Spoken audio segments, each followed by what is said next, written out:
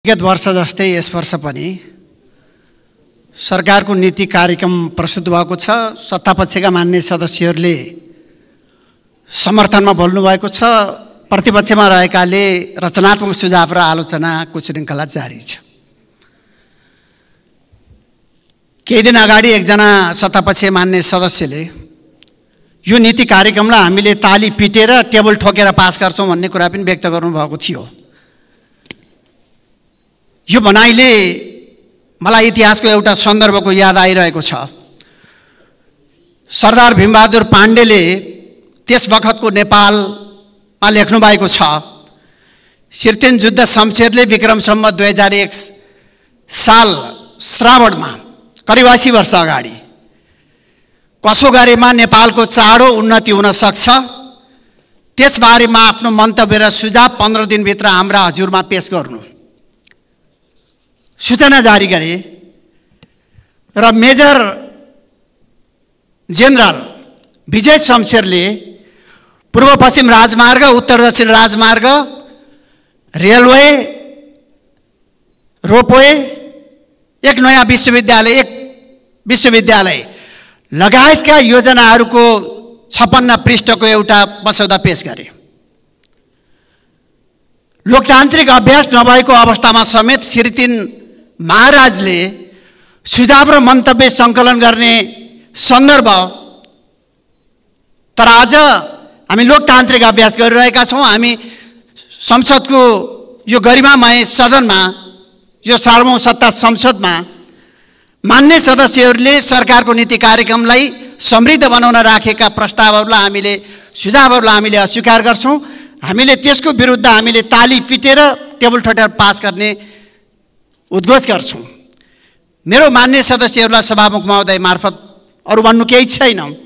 मेरो भन्नु यति मात्रै छ, मान्य सदस्यहरूका रचनात्मक सुझावहरूलाई आत्मसात गर्ने, यसलाई समावेश गर्ने, समृद्ध बनाउने कुरालाई ध्यान दिन सकिएन भने केवल हाम्रो संसदीय परम्परा हुन्छ भन्ने सदस्यले हुन्छ भन्नुहोला, हुन्न भन्ने सदस्यले हुन्न भन्नुहोला, हुन्छ भन्ने सदस्यको बहुमत भएकोले यो प्रस्ताव पारित गरिएको छ भन्ने प्रकारको अभ्यासले आजका गम्भीरता र चुनौतीलाई सम्बोधन गर्न सक्दैन। यसकारण रचनात्मक सुझावहरूलाई समावेश गरेर नयाँ ढङ्गले जाने परम्पराको थालनी गरौँ, म यो आग्रह गर्न चाहन्छु। सरकारको नीति कार्यक्रमले विगतको कुनै सन्दर्भलाई जोड्दैन, यसले साइनो देखाइरहेको छैन। आवधिक योजनाको यो अन्तिम वर्ष हो, 15 योजनाको अन्तिम वर्ष हो। 15 योजनाको दीर्घकालीन सोच, राष्ट्रिय लक्ष्य, राष्ट्रिय रणनीति, रूपान्तरको प्रमुख सम्भाग, दीर्घकालीन सोचका प्रमुख परिमाणात्मक लक्ष्यहरूसँग यसको कुनै सङ्गति देखिँदैन, यसको कुनै साइनो देखिँदैन। सभामुख महोदय, संयुक्त राष्ट्रसङ्घ महासभाले 2015मा सन् 2015मा दिगो विकास लक्ष्य घोषणा गरेको छ। सहभागिता, समावेशी र अधिकारमुखी विकासको प्रक्रिया मार्फत गरिबी र भुखमरीको अन्त्य गर्ने, शिक्षा र रोजगारीमा सबैको पहुँच पुर्याउने लगायतका केही महत्त्वपूर्ण कुराहरूलाई सन् 2016 देखि 30 सम्म पुरा गर्ने गरी दिगो विकास लक्ष्य घोषणा गरेको छ। त्यसलाई पुरा गर्नको लागि 2074 मा नेपाल सरकारले दिगो विकास लक्ष्यको वर्तमान अवस्था र भावी कार्ययोजना 2016 देखि 2030 प्रकाशमा ल्याएको थियो। तर त्यो आधारमा त्यसलाई पछ्याएर नीति कार्यक्रममा आउनु पर्थ्यो, तर त्यसको कुनै साइनो देखिँदैन। यति बेला देश न्यून राजस्व सङ्कलन, मूल्य वृद्धि, न्यून पुँजीगत खर्च, ऋणात्मक आर्थिक वृद्धि, व्यापार घाटा, तरलताको सङ्कुचन, बढ्दो बेरोजगारी, युवा पलायनता, बढ्दो भ्रष्टाचार, जनतामा व्याप्त असन्तुष्टि र निराशाले जग्डिरहेको छ। कुनै समय साधारण खर्चभन्दा पुँजीगत खर्च हाम्रो देशमा बेसी थियो, तर यति बेला पुँजी खर्चको तुलनामा साधारण खर्च करिब 3 गुणा 4 गुणा बेसी हुने अवस्था उत्पन्न भइरहेको छ। निजी क्षेत्रलाई कर्जा प्रवाहको वृद्धि दरको हिसाबले हेर्ने हो भने छिमेकी देशमा 1-2 वर्ष अगाडि करिब 12-13% मात्र थियो, अहिले 14% मात्रै छ। तर हाम्रो देशमा सालाना एक वर्षदेखि अर्को वर्ष 20% कर्जा प्रवाहको वृद्धि दर बढिरहेको छ र यसै गरी जीडीपी अनुपातमा भारतमा छिमेकी भारतमा 55% को हाराहारीमा मात्रै निजी क्षेत्रमा कर्जा प्रवाहको स्थिति छ तर हाम्रो देशमा करिब 53 खरब कुल ग्राहस्थ उत्पादनको अवस्थामा 53 खरब बराबर कर्जा प्रवाहको अवस्था छ अर्थात् करिब 7% कर्जा प्रवाहको अवस्था देखा परेको छ 21 खरब सार्वजनिक ऋणको अवस्था देखा परिरहेको छ एकातिर कर्जा प्रवाहको अवस्था यस्तो छ तर अर्कोतिर रोजगारी सिर्जनाको अवस्था के छ उत्पादनको अवस्था के छ उत्पादकत्वको अवस्था के छ कही हामीले यसलाई समीक्षा गरेका छौं यी प्रकारका समस्याहरूलाई हामीले कही गम्भीरता साथ समीक्षा गरेका छौं जबसम्म यी समस्याहरूलाई समाधान खोज्ने गरी त्यो गहिराईबाट नीति कार्यक्रम आउँदैन त्यो प्रकारको अठोट आउँदैन समस्याको समाधान हुन सक्दैन सभामुख महोदय यसका लागि केवल टालटुले सुधार मात्र होइन यसको लागि अर्थतन्त्रमा सामान्य सुधारले पुग्दैन संरचनागत सुधारको आवश्यकता छ तर सरकारको नीति कार्यक्रम कस्तो छ भने सामान्य अवस्थामा आएको नीति कार्यक्रम जस्तै यो नीति कार्यक्रम चिर निद्रामा सुतिरहेको बुढा नीलकण्ठ शालिग जस्तै छ जसमा कुनै चलायमान छैन जसमा कुनै ऊर्जा छैन जसमा कुनै गतिशीलता छैन जसमा कुनै दम छैन यो प्रकारको नीति कार्यक्रमले के आजका समस्याहरूलाई समाधान गर्न सक्छ आज विकास प्रक्रिया हेर्ने हो भने मैले केही समय अगाडि एउटा दात्री संस्थाको प्रतिवेदन पढेको थिएँ डोल्पाको एकजना महिलाले भन्नुभएको थियो जम्मा 20 वर्षको थिए मेरो गाउँमा राजनीतिक मानिसहरू आउने गर्थे र तपाईलाई के चाहिन्छ भन्ने गर्थे मैले पिउने पानी भनेर समस्या राख्ने गर्थे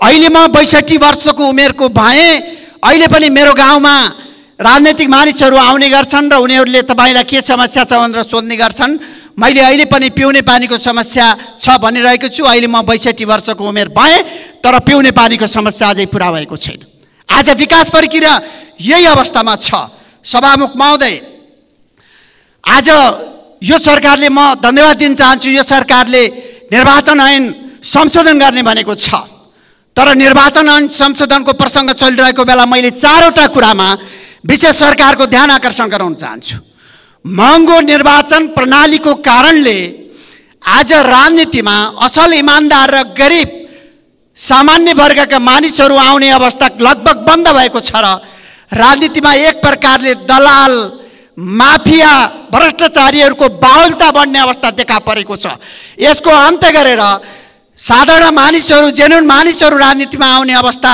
ल्याउन जरुरी छ यो प्रकारको अवस्था समाधान गर्ने गरी निर्वाचन ऐन सुधार गरियोस् दोस्रो उम्मेदवार चयन गर्दा नेतामुखी हुने एउटा असल इमानदार कार्यकर्ताले एउटा जनतामा स्थापित कार्यकर्ताले उम्मेदवार नपाउने अवस्था पनि देखा परेको छ नेतामुखी राजनीति हाकिम हुने मुखी सार्वजनिक प्रशासनमा सुधार गरेर जनमुखी राजनीति कार्य सम्पादनमुखी नतिजामुखी सार्वजनिक प्रशासन नबनाएसम्म देशमा विकास हुन सक्दैन सुधार हुन सक्दैन यो सन्दर्भमा गम्भीरता साथ ध्यान दिन जरुरी छ र प्रत्येक निर्वाचन क्षेत्रभित्र रहेका सम्बन्धित पार्टीका सदस्यहरूको बहुमतले सिफारिस गरेको आधारमा उम्मेदवारी प्राप्त गर्ने खालको विधिलाई निर्वाचन ऐनमा समावेश गर्ने गरी व्यवस्था मिलाइयोस् म आग्रह गर्न चाहन्छु सभामुख महोदय लामो समयदेखि नेपालको राजनीतिक रङ्गमञ्चमा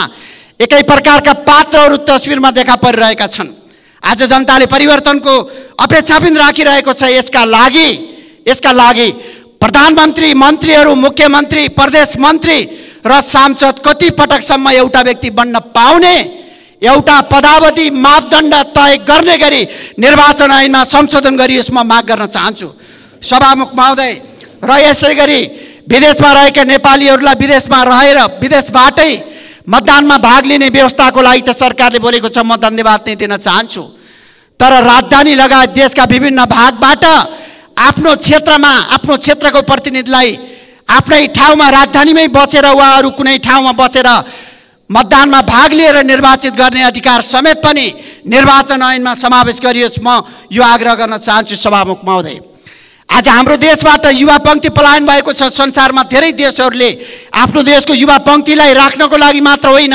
अरू देशको सम्भावनायुक्त युवा पङ्क्तिलाई प्रयोग गर्नको लागि लिक्वानीले सिङ्गापुरमा ग्रिन हार्भेस्ट प्लानको नामबाट विभिन्न देशका विश्वविद्यालयमा हाम्रो देशका विश्वविद्यालयको ढोकामै गएर एउटा आकर्षक योजनाका साथ युवाहरूलाई आकर्षित गरेर सिङ्गापुर बनाएको इतिहास छ।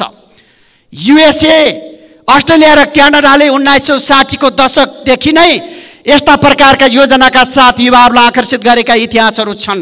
तर आज हाम्रो देशमा सम्भावना बोकेका युवाहरू देशबाट बाहिर गएका छन्। आज मध्यम र निम्न वर्गका युवाहरू आज खाडी गएका छन्। आज युवाहरूको अवस्था हेर्ने हो भने एउटा गीत छ, साइली साइली रमाउला 40 कटेसी। आज नेपाली समाजको यथार्थको यो गीत प्रतिबिम्बको रूपमा देखा परेको छ।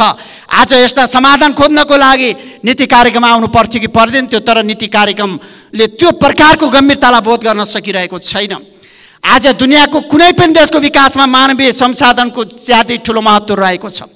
हामीले द्रुत गतिमा विकास भएका देशहरू सिङ्गापुर, कोरिया, नर्वे, फिनल्यान्ड लगायतका देशहरूको हामीले सन्दर्भ हेर्ने हो भने त्यहाँ साइन्स, टेक्नोलोजी, इन्जिनियरिङ र म्याथलाई जोड दिएर विशेष प्रकारले राज्यले लगानी गरेको छ। शिक्षकलाई तालिम दिएर गुणस्तरीय शिक्षा प्रदान गर्ने काम भएको छ। हेल्थ सिस्टमको नामबाट स्वास्थ्य बिमा सबैको लागि स्वास्थ्यमा पहुँच लगायतका कार्यक्रमहरू सुविधा प्रदान गरेर आधारभूत वर्गको जीवनलाई सुरक्षाको आधार प्रदान गरिएको छ। सोसियल सेफ्टी नेट अन्तर्गत न्यून आय भएका आर्थिक व्यक्तिहरूलाई आर्थिक सहयोग र समुदायबाट सहयोग गर्ने कार्यक्रम ल्याइएको छ। यसैगरी आर्थिक विकास र रोजगारी सिर्जनाका कार्यक्रमहरू ल्याइएको छ। यस्ता तमाम प्रकारका कार्यक्रमहरू मार्फत आधारभूत वर्गको जीवनलाई माथि उठाउने मानवीय संसाधनको विकास गर्ने कामलाई अगाडि बढाइएको छ। तर हाम्रो देशमा त्यो प्रकारको गम्भीरता देखिँदैन। सभामुख महोदय, भ्रष्टाचार नियन्त्रणको कुरो आएको छ। मैले सम्मानित सदन समक्ष राख्न चाहन्छु कि 2046 साल पछाडि जति व्यक्तिहरू ओहदामा आएका छन्, जति उच्च पदमा आएका छन्, ती सबै व्यक्तिहरूको छानबिन गर्ने र स्रोत नदेखिने कर नतिरेको सम्पत्तिलाई जफत गर्ने गरी कानुन निर्माण गरियोस् र विशेष प्रकारको योजना बनाइयोस्। म यो प्रकारले आग्रह गर्न चाहन्छु। र म अन्तिममा सभामुख महोदय, यो नीति कार्यक्रम कस्तो छ भने मैले अरू धेरै कुरा राख्न सकिनँ। यो नीति कार्यक्रम यताबाट एउटा नेपालीमा उखान छ, यताबाट आऊ उताबाट जाऊ, दाँतले चपाऊ तर केही पनि नखाऊ। यही प्रकारको अवस्थामा नीति कार्यक्रम आएको छ। अर्थात् nothing comes out of nothing को अवस्थामा नीति कार्यक्रम छ। यसकारण आजका गम्भीरताहरूलाई महसुस गरेर नीति कार्यक्रमलाई अझ नयाँ ढङ्गले परिमार्जन गर्ने हिसाबले सोचौँ। धन्यवाद।